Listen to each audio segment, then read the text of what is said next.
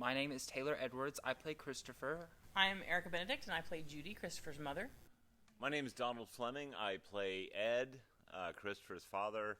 I'm Kelly Allison, and I play Siobhan, and I'm Christopher's teacher.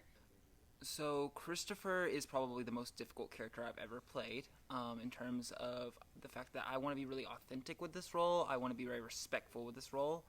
There's a lot of people that love this story, and there's a lot of people that don't like the story for equal measure because of what the story is saying.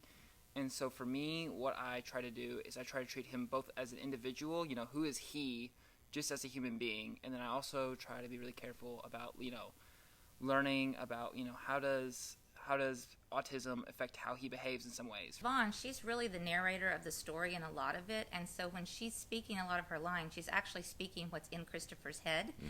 And so it's very interesting to take on things that we take for granted in the world and how he interprets those things. And it was really eye-opening for me and helped me just to understand, we are all the same, and it's really okay. Mm-hmm. Mm-hmm. Ed and Christopher, they have a good relationship for the most part. Ed, as I said, he works a lot, so he's not always there. But as a result, Christopher is alone a lot. He doesn't fully trust Ed, and Ed is just constantly trying to reassure Christopher that he will be there for Christopher, that he loves him very much.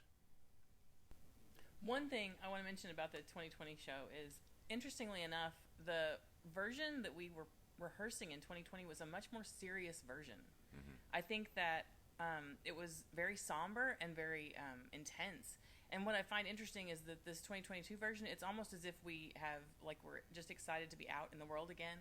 And there's a lot more humor, and there are going to be opportunities to laugh a lot more in this version. I think in the story it was there. I just think that the way the world was and the way it was headed toward, quarantine and COVID, I don't think we were prepared to give it. So this time it's going to be a real roller coaster instead of just, all the heavy. Mm-hmm. Mm-hmm. And I think just, we had a couple of years for this to marinate, and so it's been interesting. We've actually been able to add some different pieces that we didn't really have time to get into the intricacies and the details of things that the ensemble are doing, and that's making it, giving it a little brighter feel. This is such a terrific show. I love this story. It's just the way it's presented and the situations Christopher finds himself in, the way they're represented by the ensemble, and just the story of an autistic person trying to go through the world and handle all of the stimuli is just it's very well told. It's a story of hope, which I think is really really relevant to our times currently. We've gone through a lot the past couple of years, more than we expected. And I feel like, at least for me, going back to this story, I feel more empowered seeing Christopher take on a very scary world and finding his own place in it and carving out his own piece of identity and finding joy and love and family.